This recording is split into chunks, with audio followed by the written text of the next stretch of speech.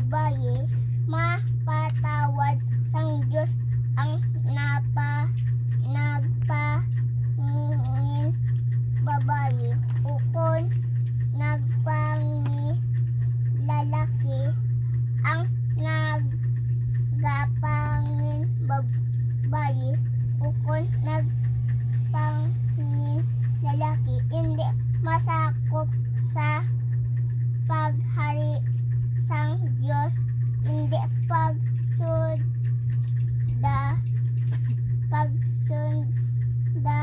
ang unod nga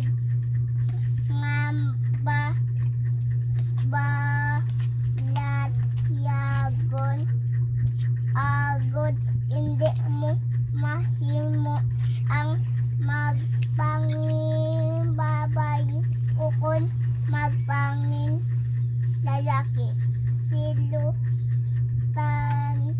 sang Diyos ang mga immoral. Men.